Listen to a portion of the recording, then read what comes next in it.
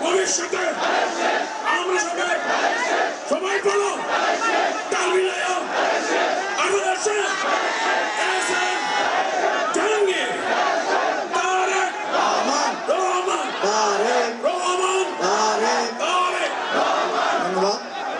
ইতিমধ্যে আমাদের মাঝে উপস্থিত হয়েছেন আমাদের সেই প্রিয় মানুষটি, যার জন্য দীর্ঘক্ষণ সেই সন্ধ্যা থেকে আপনারা এখানে অপেক্ষা করছেন, সেই বাংলাদেশের প্রিয় নেতা, আগামী দিনে এই বাংলাদেশকে যিনি ভাবেন বাংলাদেশ নিয়ে কাজ করবেন, একটি সোনার দেশ যিনি গড়বেন, বৈষম্যহীন বাংলাদেশ গড়বেন, সেই নেতা জনাব তারেক রহমান আমাদের মাঝে এসে উপস্থিত হয়েছে। আমরা করতালির মাধ্যমে স্বাগত জানাই।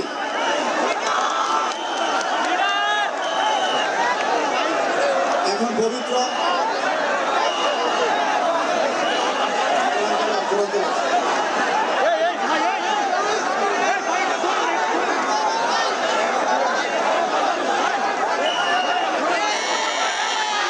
কোরআন থেকে তেলাওয়াত করবেন আমাদের মুফতি নজরুল ইসলাম কাসিমি সাহেব। মুফতি নজরুল ইসলাম কাসিমি সাহেব আমাদের কোরআন থেকে তেলাওয়াত করবেন। তারপরে আমাদের প্রোগ্রাম শুরু হবে ইনশাআল্লাহ। আপনারা সুশৃঙ্খলভাবে সকলে বসেন। দীর্ঘ কয়েক ঘন্টা ধরে আপনারা বসে আছেন, বসেন।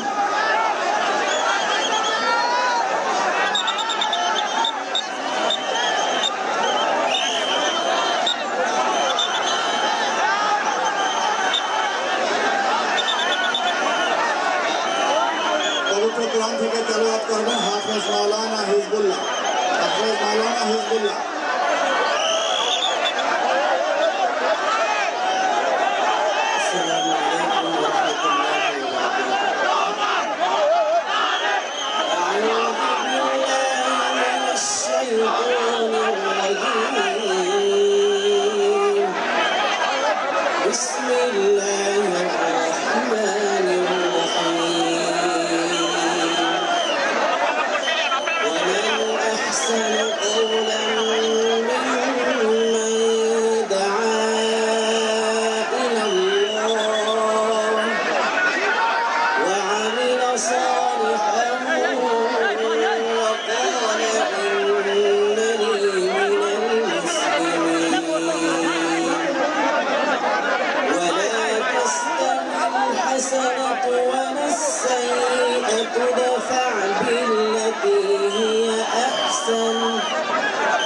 فإذا الذي بينك وبينه عداوة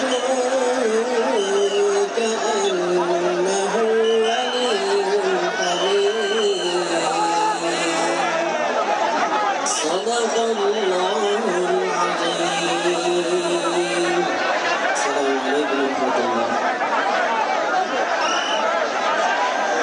এরপর যে বক্তব্য নিয়ে আসছেন আজকের এই অনুষ্ঠান যিনি আয়োজন করেছেন, আয়োজনে ঢাকা 18 আসন থেকে যাকে প্রার্থী ঘোষণা করেছেন আমাদের বিএনপির সংগ্রামী চেয়ারম্যান, আগামী দিনের ভবিষ্যৎ জনাব তারেক রহমান সাহেব, যাকে প্রার্থী ঘোষণা করেছেন এই এস.এম. জাহাঙ্গীর সাহেব, ঢাকা মহানগর উত্তর বিএনপির অন্যতম যুগ্ম আহ্বায়ক, সাবেক ছাত্রনেতা, সাবেক যুবনেতা এস.এম. জাহাঙ্গীর সাহেব এখন বক্তব্য নিয়ে আসছেন।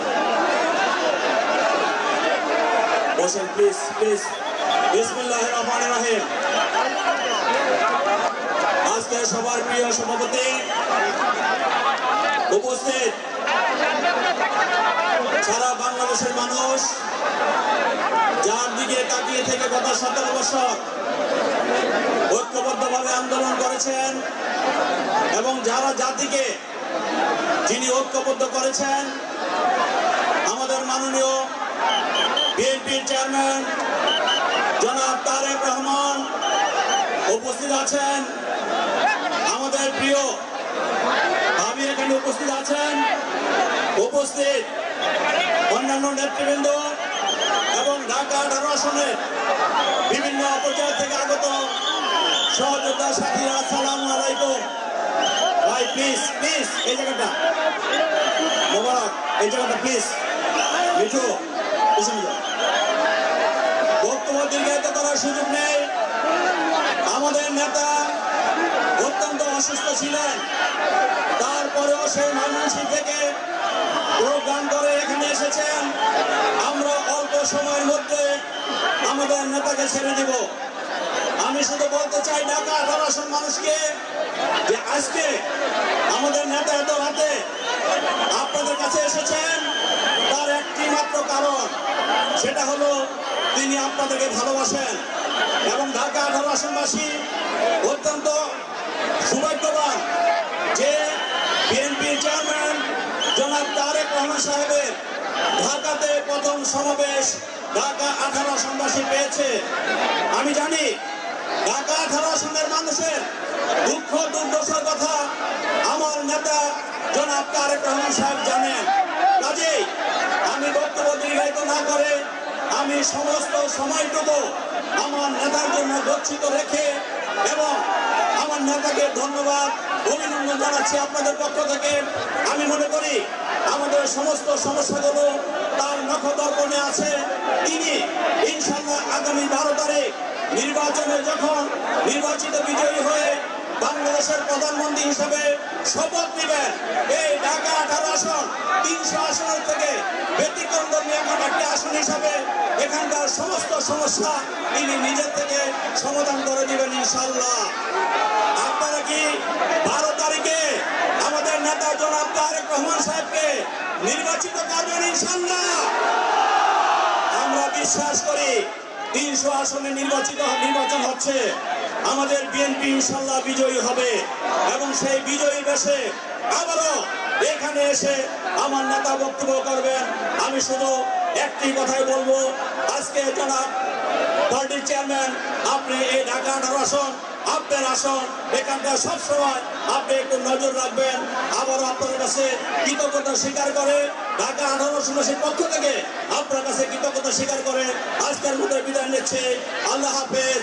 বাংলাদেশ জিন্দাবাদ, জাতীয় দল জিন্দাবাদ, শহীদ রাষ্ট্রপতি জিয়া রহমান অমর হোক, দেশটির বেগম খালেদা জিয়া অমর হোক, আমাদের প্রিয় নেতা জনাব তারেক রহমান জিন্দাবাদ। তারেক রহমান আল্লাহ রাব্বুল আলামিন তাকে দীর্ঘায়ু করো। আসসালামু আলাইকুম ওয়া রাহমাতুল্লাহি ওয়া বারাকাতুহু। সংগ্রামী সাথীরা, এ পর্যায়ে বক্তব্য নিয়ে আসেন, যার বক্তব্য শোনার জন্য দুপুর 2টা থেকে আপনারা এখানে অপেক্ষা করছেন।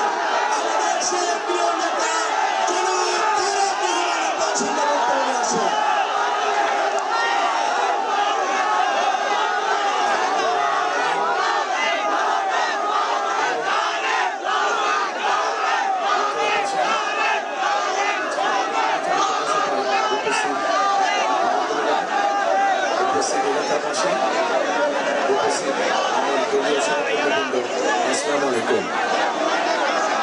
অনেক রাত হয়ে গিয়েছে, আপনারা নিশ্চয়ই এর মধ্যে খবর দেখেছেন বা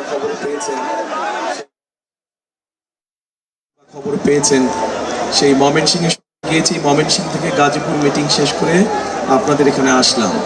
আপনাদের এখানে আসার কথা ছিল সেই সন্ধ্যা সময়, কিন্তু আস্তে আস্তে রাত বেজে গেছে 1টা। সারাটা পথ পুরা সেই ময়মনসিংহ পর্যন্ত, আবার ময়মনসিংহ থেকে এই পর্যন্ত পুরাটা পথ হাজার হাজার মানুষ দাঁড়িয়ে।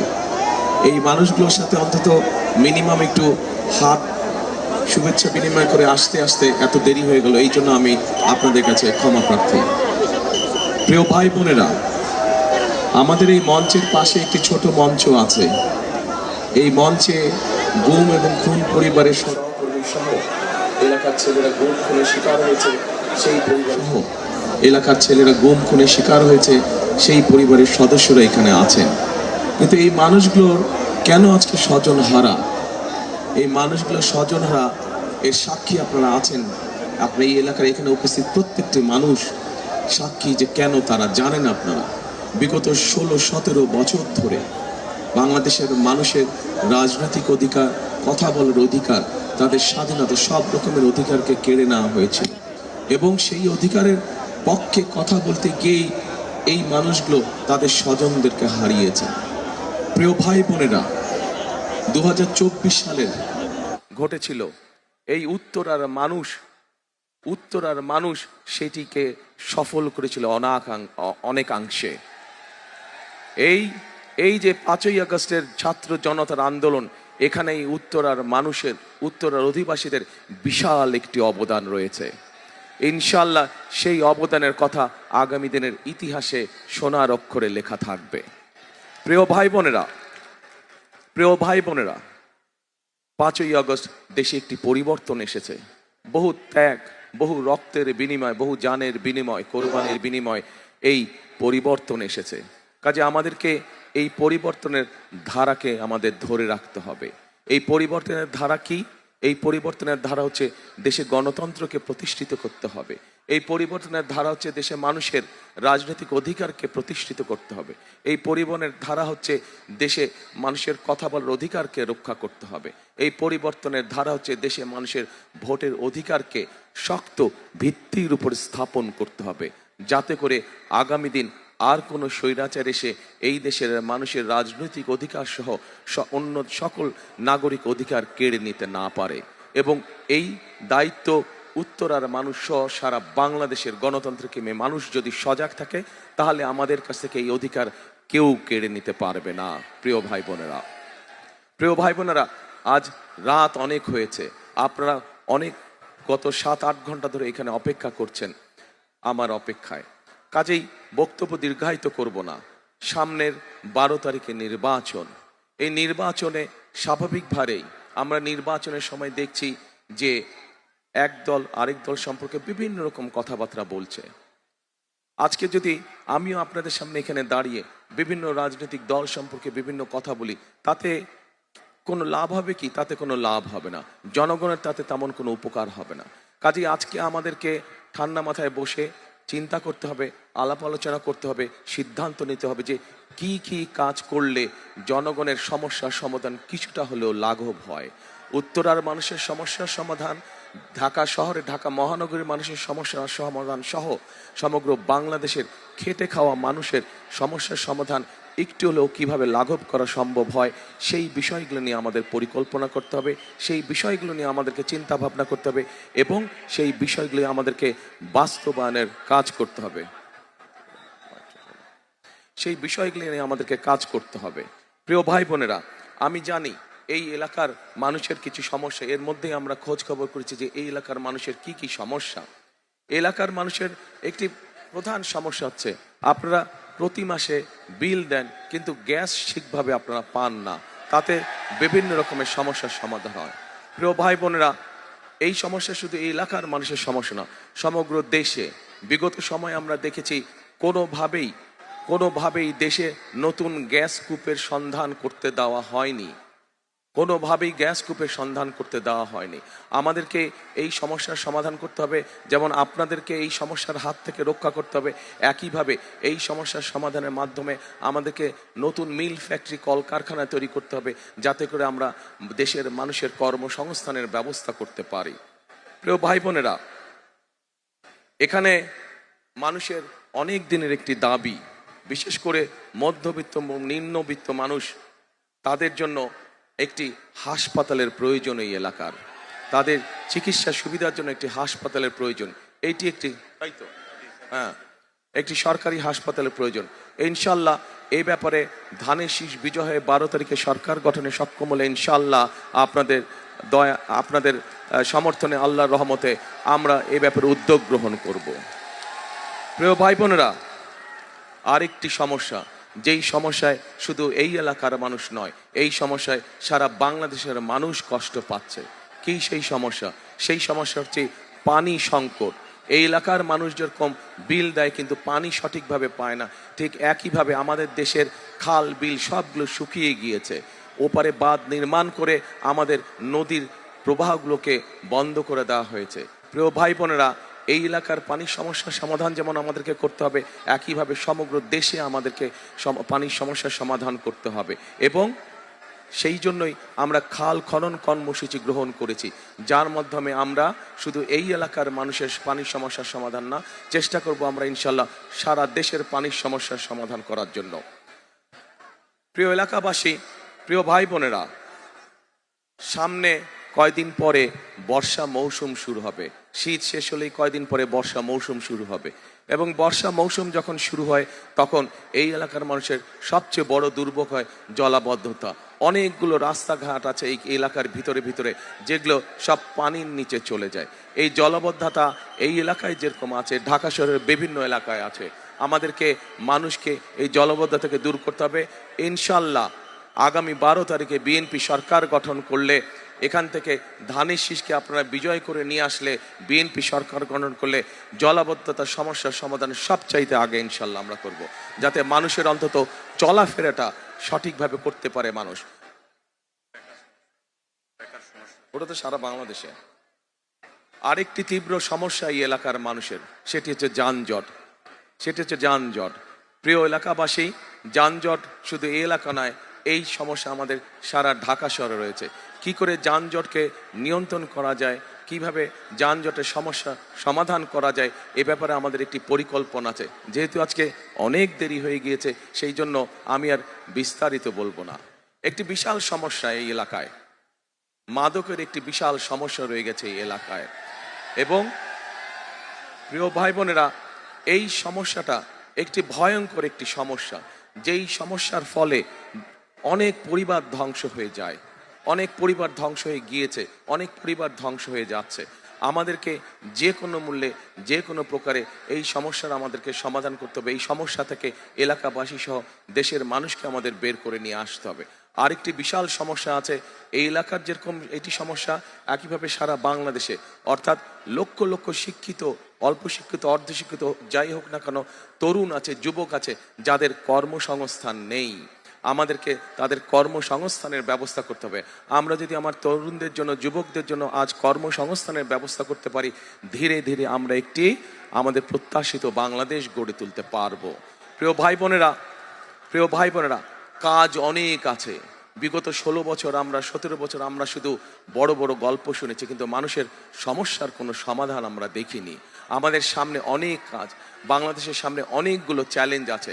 আমরা যদি সকলে ঐক্যবদ্ধ থাকি, আমরা যদি আমাদের গণতন্ত্রকে সুসংহত করতে পারি, তাহলে আমরা ধীরে ধীরে বাংলাদেশের এই সমস্যাগুলোকে কাটিয়ে উঠতে পারবো। কিন্তু সেখানে আপনাদেরকে, জনগণকে, যেভাবে উত্তরার মানুষ জুলাই আন্দোলনকে সফল করেছিলেন, ঠিক এই একইভাবে যদি এই বাংলাদেশের মানুষ, গণতন্ত্রকে মানুষ, উত্তরার মানুষ যদি আপনারা সকলে ঐক্যবদ্ধ থাকেন, একত্রিত থাকেন, গণতন্ত্রের পক্ষে থাকেন, ইনশাল্লাহ আমরা ধীরে ধীরে বাংলাদেশকে এই সকল সমস্যা থেকে বের করে নিয়ে আসতে সক্ষম হব।